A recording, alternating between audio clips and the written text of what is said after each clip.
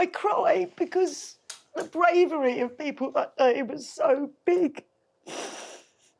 Because it was on those days of the most selfish act to the most selfless act. There were many guardian angels that day, my angels. And one of them was Liz.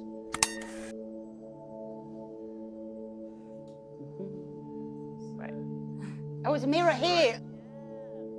Martine, if you move in a little bit closer to the mirror, please.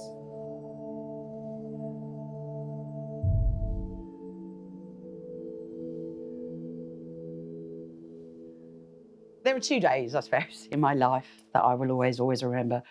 And one was the day before, the 7th of July, 2005. And that was the day that we all found out that London had won the Olympic and Paralympic bid. I'm a proud Londoner, such a proud Londoner. And, you know, the thought of something so sporty coming, oh, it's such a huge event coming to London. And I remember my last working memory was jumping up and down in front of these huge screens. I worked at St Catherine's Dock, and we were all celebrating that London had won the Olympic bid.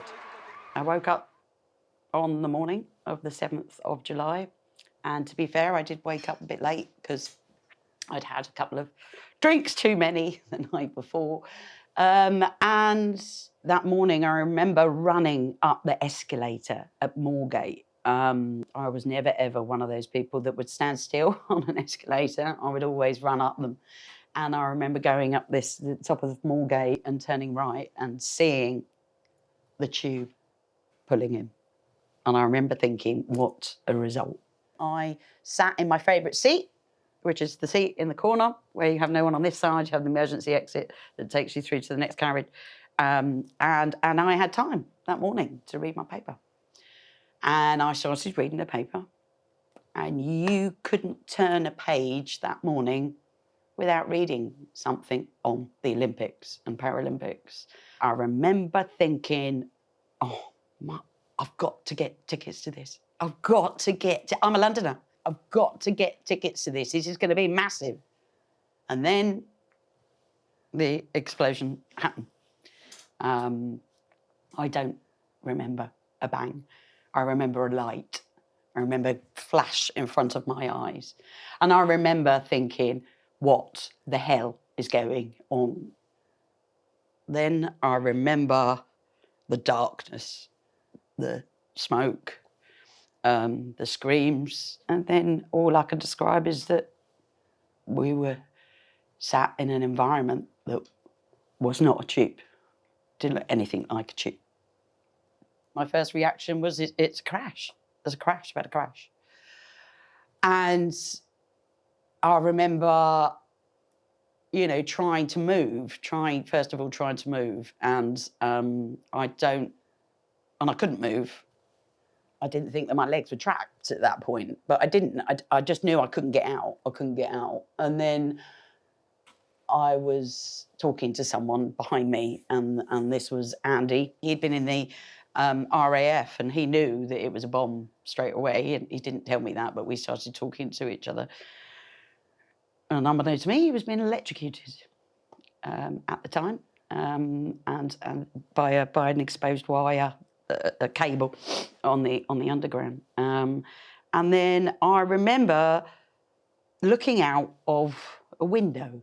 Well, what I thought was a window. It wasn't a window. You look at many images from that day, and there's a big hole in the side of the tube. Well, that's where I was sitting.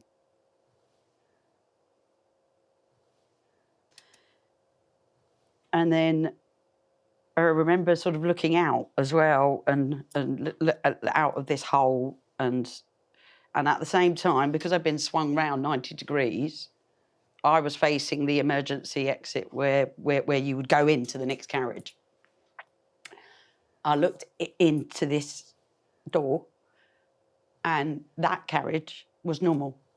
That carriage had not been in this crash. That carriage had yellow poles and blue seats. And I kept looking in this carriage and saying, how has that happened? If we've had a crash, how did that happen? At that moment, I mean, as I said, there was just screams, loads and loads of screams. And there was another fellow passenger who was in front of me, and she was going, my arm, my arm. Her arm had been taken off at that point by a door.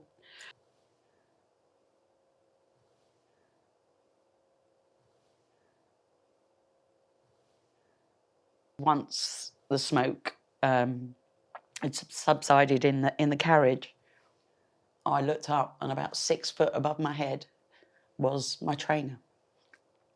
And it was sitting on shards of metal. My leg wasn't in it, or I assumed it wasn't in it, and it was just covered in blood. But again, your brain doesn't compute at that point. Yeah, I didn't fall unconscious. I didn't do this.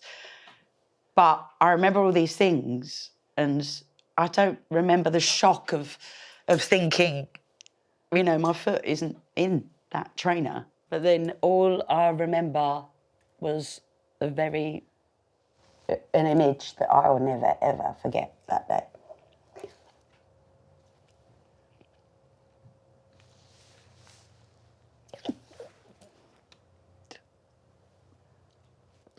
I cry because the bravery of people that day was so big.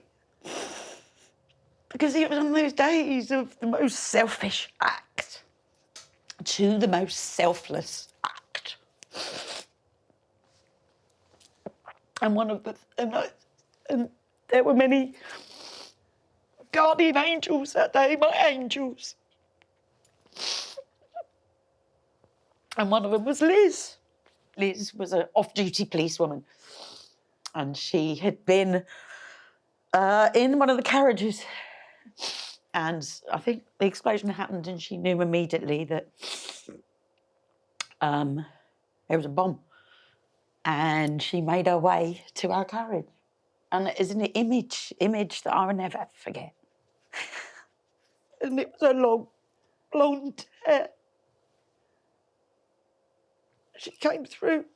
She had piercing blue eyes as well. And I can't imagine what she saw. I mean, I know she's a policewoman, but the carnage was behind me. A lot of the carnage was behind me. And people were dying behind me. I didn't realise that there was no emergency services there for half an hour, because they all thought that, it was dangerous to come down. There might be secondary devices. And she stayed with me. She gave me water. And I just kept saying to her at this point, my name is Martine Wright. Please tell my mum and dad I'm okay. My name is Martine Wright. Again, I think the irony is that wasn't right. I wasn't all right. I was the most injured survivor, or female survivor, that morning. And I remember Liz coming through, and she held my hand, and she stayed with me for, I think it was, someone said it was an hour and a quarter I was down there.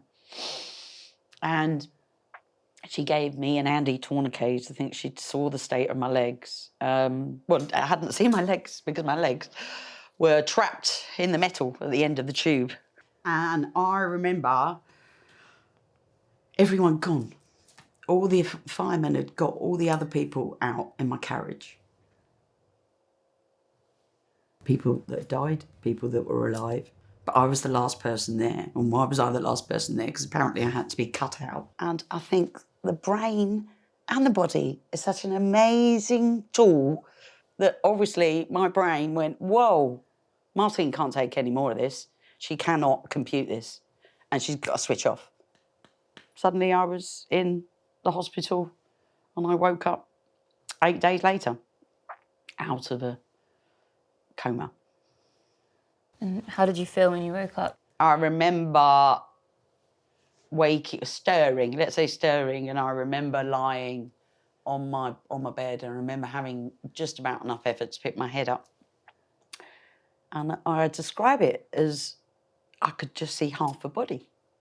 I'd had both my legs amputated above the knee. I think actually one of my legs was fused against the side of the tube, but I'd had to have, them both amputated. All I saw was half the person that I was.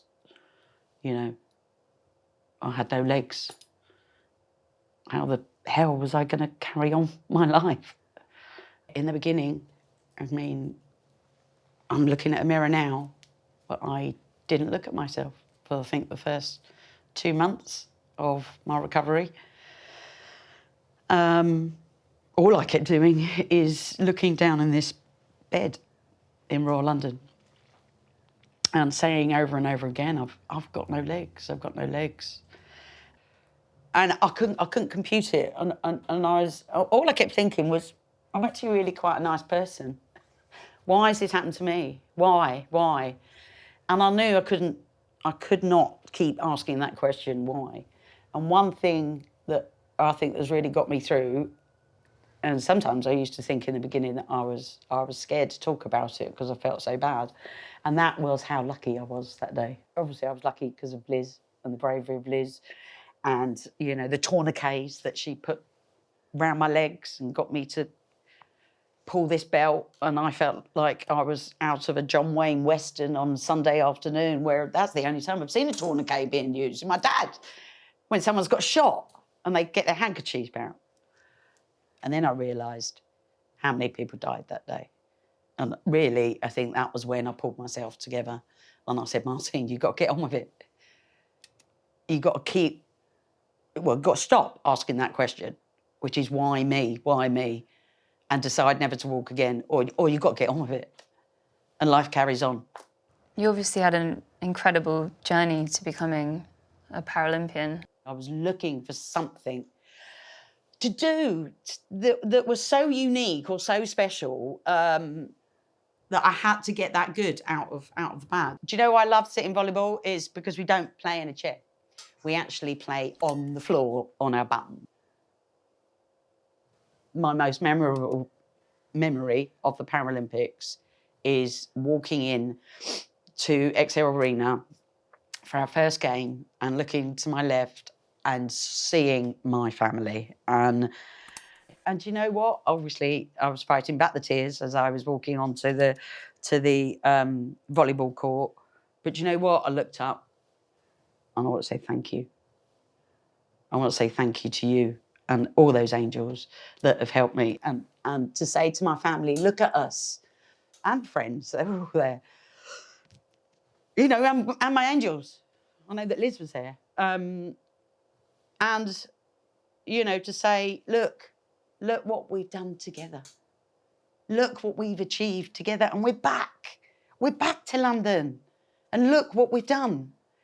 You know, I wear number 7 on my volleyball shirt, not because that's necessarily my lucky number. People think I'm slightly mad, because it's like, why would you ever want 7-7 to be your lucky number when you got blown up and 7-7? But I wear that 7 on my shirt as well, because that is for the memories of those lost souls that day. And it's just that thing of I'm so lucky. I'm so lucky to be here. Life does get tough sometimes. I mean, I know that I laugh and I joke, but the last 19 years of my life has been an absolute roller coaster. In the beginning, it wasn't normal, you know. I'd never had those stares before because I'm in this, or because I've got these out, yeah. I never got that whole little look where people slightly move their head to the right or left because I'm in a wheelchair. And I remember that was quite shocking. I remember people seeing me differently. But yeah, I was thrown into this world, as I said, of being a terrorist victim and amputee. I have a duty to all of you to talk about what I've been through. And if I can help one person out there, then, you know, it's all been worth it. I suppose going back to the woman who saved your life nearly 20 years ago now, are you able to tell us a little bit more about Liz and who she was? So Liz Kenworthy, great name. She don't look like a policewoman. I think she looks like a librarian. Because she has very, very gentle, I don't know, she's got this gentleness about her. And this was the woman that, you know, that she stayed there all that time. Every time I see her, I just want to cuddle her and just say thank you, because I would not be here if it wasn't for her bravery, you know. And if you could say something to Liz right now, what would you say to her if you could see her? What wouldn't I say to her? I mean, thank you. Thank you from the... Well, you can't describe the thanks. Because it wouldn't be it if it wasn't for you. And it's like a lottery that day. Because people died that were further away from the bomber. But I didn't know I was only 4 foot away from him. And there's no question. There's no question at all that she saved my life. So thank you. Thank you forever. Oh my God! Is that real? Oh my God. That was a shocker. Oh my God. You did so well. Oh. You did so well. Fantastic. Oh my God. Huh? What are you doing? You can't off talk. I know. I know. Bloody good though. Really good. Oh, bless you. How are you? Oh, Okay. Yes, can I just pop you in a chair if that's Yeah, possible? sure. I'll sit here. Yeah. I know. I said it's quieter. I know that you said that Liz saved your life, but how does it feel sat with her now, talking about it? It just feels very surreal. I can't believe I've not seen her then since 2012 because that's just ridiculous because she is a huge, huge part of my life. Oh, well, That's mad, isn't You're it? right. It doesn't make any difference. It doesn't matter. It doesn't matter that you haven't seen me so long because what you've done is what you've done, and I'm immensely proud to know you. That's all I can say.